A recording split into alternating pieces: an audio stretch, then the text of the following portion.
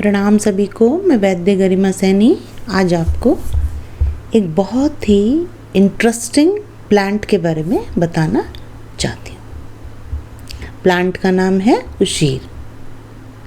उशीर यानी खसखस।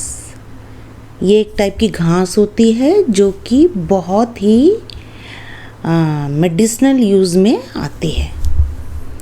क्या बोलते हैं उसको? खसखस। और क्या बोलेंगे? उशीर। तो ये जो उशीर है, इसका अगर हम देख लें कि क्या यूज़ होता है इस प्लांट में, हम क्या यूज़ करते हैं इसका प्लांट का, हम इसका मूल यूज़ करते हैं। कोई भी मेडिसिन बनानी हो, हमें अपने लिए यूज़ करना है तो क्या यूज़ करेंगे? मूल यूज़ करेंगे। मूल यूज़ करना होगा। तो अब हम इसका वीर्य विपाक देखेंगे। तो क्या होगा इसका वीर्य? इसका वीर्य जो हम देखते हैं वो होता है शीत। शीत यानी ठंडा। तो जब कोई चीज़ ठंडी है तो वो क्या करेगी? पित्त का, गर्म चीज़ का नाश करेगी। तो शीत होने से इसका वीर्य जो शीत है, शीत होने से पित्त का शमन करेगा। पित्त शामक होगा। तो उशीर और खसखस क्या होगा? पित्त का शमन करने वाला होगा, पित्त शामक होगा। इसका मतलब जिनका पित्त बढ़ा रहता है, जिनको पित्त से प्रॉब्लम, कोई भी दिक्कत है, उसमें उशीर एक बहुत ही अच्छा सा इम्पॉर्टेंट रोल प्ले करता है। अब वीर्य की बात हो गई, अब आई विपाक की बात। विपाक क्या है? विपाक है कटु। जो हम 6 रस पढ़ते हैं, मधुर, अम्ल, लवण, कटु, तिक्त, कषाय, तो उसमें जो कटु है, तो ये जो कटु है ये क्या होता है? ये क्या करता है? अब जब हमने पढ़ा मधुर, अम्ल, लवण क्या करते हैं? कफ को बढ़ाते हैं ये वाले रस। कटु, तिक्त, कषाय क्या करते हैं? कफ को तो कम करते हैं और वात को बढ़ाते हैं। तो जो विपाक है उशीर का, खसखस का, इस घास का, वो क्या है? कटु है। तो जो कटु है, कटु रस क्या करेगा? कफ का शमन करेगा। कफ शामक है। तो जब कटु रस कफ शामक है तो कफ का भी शमन करेगा। और वीर्य से, यानी वीर्य क्या है? शीत है। शीत होने से क्या करेगा? पित्त का शमन करेगा। तो कौन से 2 दोषों का शमन उशीर करेगा? उशीर करेगा पित्त शामक और कफ शामक। दीपन पाचन भी है, मतलब अग्नि को बढ़ाता है, पाचन खाने को पचाता है। तो दीपन पाचन भी है, अग्नि को भी बढ़ाता है और पित्त को कम करता है। और आप देखते होंगे ज़्यादातर क्या होता है, गर्मियों में आपको पसीना काफ़ी आता है, पसीना आता है और उसमें स्मेल आती है गंदी। और कई बार ऐसा होता है आपका यूरिन थोड़ा रुक रुक कर आता है, खूब जलन होती है, पेट में जलन होती है, गर्मी होती है, पैर के तलवों में जलन होती है, हाथों में जलन होती है, यहाँ चेहरे पर जलन जलन फील होती है आपको। तो ऐसे में भी उशीर का एक बहुत ही अच्छा रोल है। तो अभी मैं आपको ऐसा क्यों बता रही हूँ कि उशीर इतना अच्छा प्लांट है जिसकी जितनी तारीफ़ करेंगे उतनी कम होगी। बता इसलिए रही हूँ, अब गर्मियों का मौसम स्टार्ट हो गया है। अभी गर्मी जब बढ़ती है तो हीट जब बढ़ती है तो लेडीज़ में मैक्सिमम ये प्रॉब्लम देखने को मिलती है। हाथ पैरों में जलन और यहाँ पर जलन, और मेनोपॉजल स्टेज में जो होता है वो एक्स्ट्रा इस तरह के साइन सिम्टम हमें देखने के लिए मिलते हैं।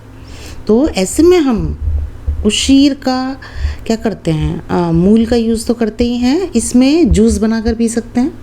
जैसे रात को भिगा देते हैं इसको, ग्रेस को, और नेक्स्ट डे इसको जूस बनाकर पीते हैं। तो और अगर नहीं है आपके पास इतना टाइम, आप नहीं कर पाती हैं, नहीं बना पा रही हैं घर में, तो आपको बना बनाया भी मार्केट में अवेलेबल हो जाता है। उशीर आसव के नाम से आता है। उशीर का जूस बनता है, जूस बना सकती हैं आप। उशीर आसव के नाम से भी आता है। और घर में बनाएंगी तो देखिए, घर का खाना और बाहर का खाना, वो दोनों में अंतर आता है। आप घर में बनाएंगी तो बेस्ट है। आराम से उशीर ग्रेस मार्केट में अवेलेबल है, मिल जाती है। तो अभी क्या होता है कि किसी को क्या होता है कि पित्त जो बढ़ जाता है, पित्त बढ़ने से कई बार क्या होता है बीपी भी हाई हो जाता है, काफ़ी लोगों में जब गर्मी बढ़ती है तो क्या होता है, बीपी हाई होने लग जाता है। तो वो जो पित्त की वजह से बीपी हाई हुआ है, रक्त भार जो बढ़ गया है, उसको भी ये उशीर बहुत अच्छे से कम करता है, क्योंकि पित्त को शमन करेगा। पित्त शमन होगा तो अच्छे से रक्त भार कम होगा।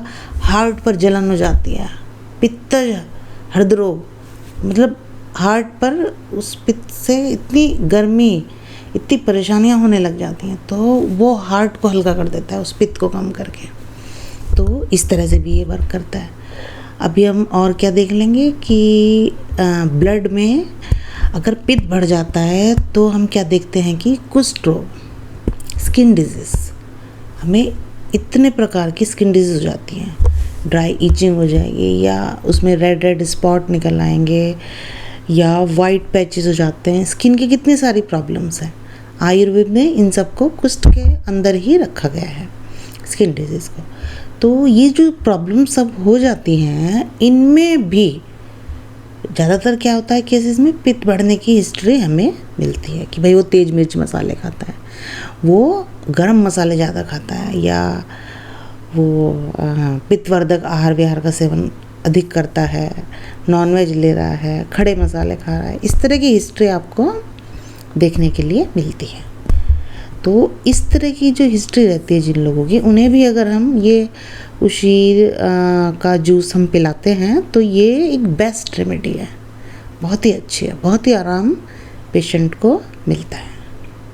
अभी इसमें भी क्या है कि अभी ऐसा तो नहीं है ना कि आप खड़े मसालों का सेवन करते रहेंगे और ये सोचेंगे कि यार उशीर असर तो पी ही रहा हूँ मैं, ऐसा भी नहीं है। डॉक्टर्स लोग ये ऑब्ज़र्व करते हैं, ये पेशेंट से हिस्ट्री लेते हैं, बातचीत करते हैं। तो एक अकेला उशीर असर क्या करेगा जब आप 3 टाइम खाना खा रहे हैं और तीनों टाइम इस तरह का आहार सेवन कर रहे हैं जो कि पित्तवर्धक है।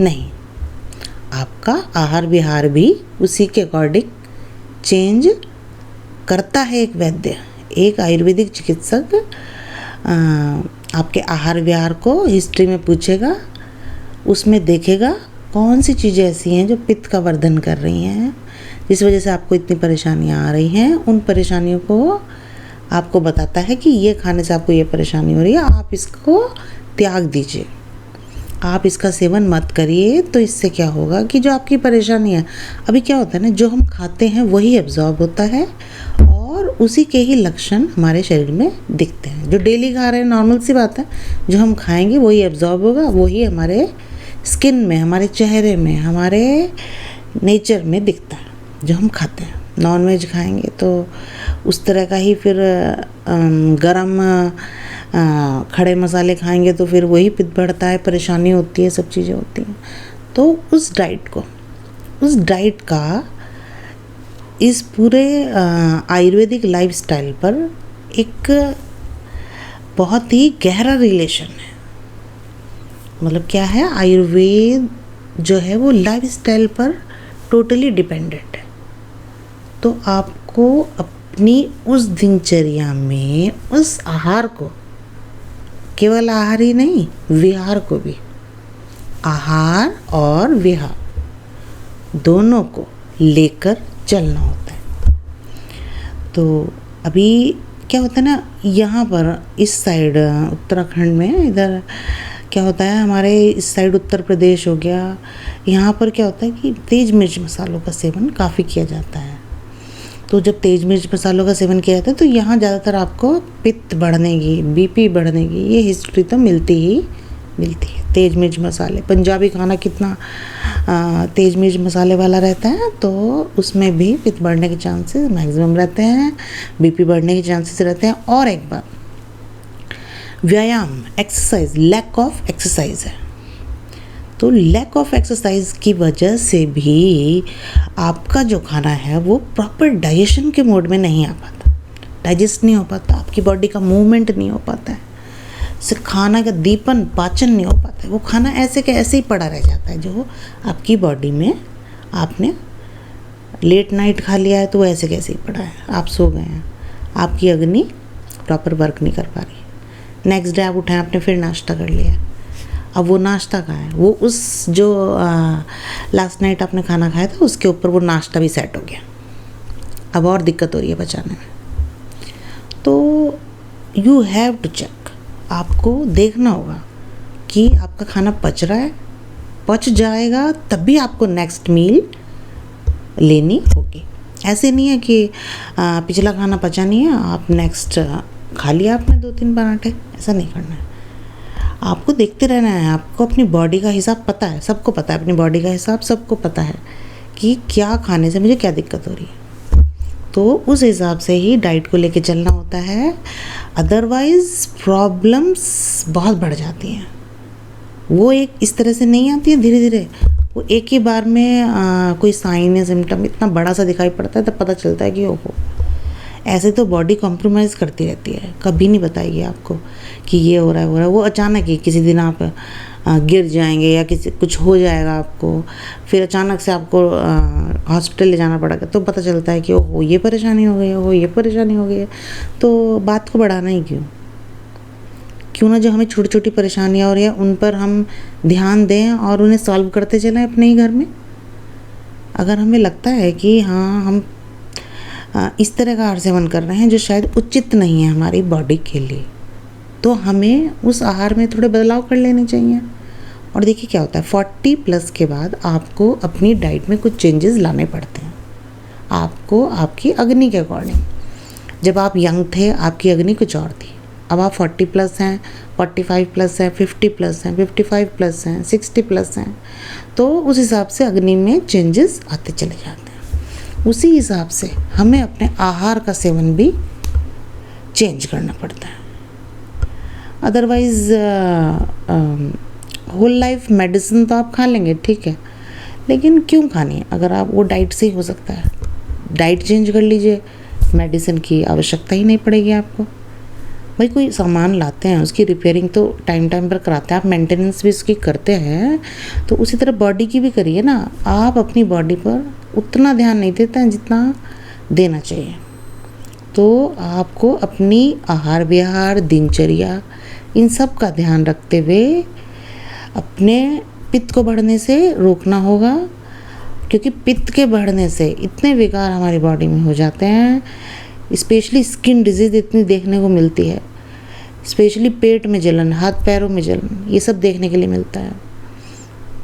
तो अगर आप चाहते हैं कि आप स्वस्थ रहें, स्वस्थ दिनचर्या जिएं, तो अपने आहार विहार में आपको मालूम है कि आप क्या ले रहे हैं और क्या खाने से आपकी दिक्कत बढ़ रही है, तो आप उस रूट कॉज को रिमूव कर दीजिए अपनी डाइट में से। क्योंकि आपको पता है आपको अच्छा जब ही लगेगा जब आपको वो प्रॉब्लम नहीं होगी।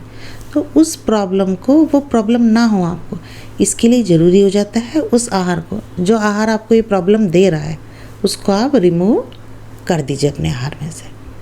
और आदत डालिए एक सात्विक आहार, ऐसा आहार जिसमें मसाले कम हो, उस तरह का आहार खाने की आप आदत डालिए। दीपन पाचन की औषधियाँ ऐड कीजिए, सौंफ ऐड कीजिए, पुदीने की चटनी, धनिया की चटनी, बटर मिल्क, भुना जीरा उसमें ऐड करिए। इस तरह की चीज़ें, दीपन पाचन वाली चीज़ें आप इसमें ऐड करिए। फिर देखिए आपकी लाइफ इतना अच्छा आपको फीलिंग आएगा, आपको इतना अच्छा लगने लग जाएगा लाइफ जीना कि जब आप एक सात्विक आहार ग्रहण करते हैं उसका मज़ा ही अलग होता है। तो मैं यही कहना चाहूँगी आपसे, सात्विक आहार ग्रहण कीजिए, सात्विक चीज़ें खाइए, लाइव चीज़ें खाइए, मौसम के फल खाइए, फ्रोजन मत खाइए, आप मौसम के फल खाइए, कितना मज़ा आता है। देखिए जूस पीजिए मौसम के फलों का, चबा कर खाइए, जूस नहीं पीना है तो आपके पास सभी ऑप्शंस हैं, लेकिन उनका ग्रहण कीजिए, आपको बहुत ही अच्छा लगेगा, आपकी बॉडी को बहुत ही खुशी होगी, आपके मन को बहुत खुशी होगी, आपका मन खुश रहेगा। तो बात तो शिरा से स्टार्ट हुई थी और बढ़ते बढ़ते यहाँ आहार विहार तक पहुँच गई, लेकिन ये बताना बहुत ज़रूरी था, क्योंकि ऐसा नहीं होता ना कि एक बोतल दवाई की खोल ली और आप अपनी मनमानी कर रहे हैं, अपने अकॉर्डिंग आहार विहार खाएंगे और फिर ये कहेंगे कि अरे डॉक्टर को तो कुछ नहीं पता है, डॉक्टर ने तो शिरा से बता दिया और उससे कोई आराम नहीं हो रहा है मेरे को। नहीं, ऐसा नहीं होता है। एक बोतल दवाई की आप पी रहे हैं, उसके साथ आप कोई परहेज नहीं कर रहे हैं, ऐसा नहीं होता। परहेज आपको अपने लिए करना है, डॉक्टर के लिए नहीं करना है। आपको अपनी बॉडी के लिए करना है, अपने शरीर के लिए करना है, और वो आपको करना चाहिए क्योंकि आप अपने मन को खुश रखेंगे। अपनी आत्मा की खुशी के लिए आपको परहेज़ भी करना होगा और आपको एक अच्छी ब्यूटीफुल सी लाइफ भी जीनी होगी। बहुत बहुत धन्यवाद आपका। Thank you so much.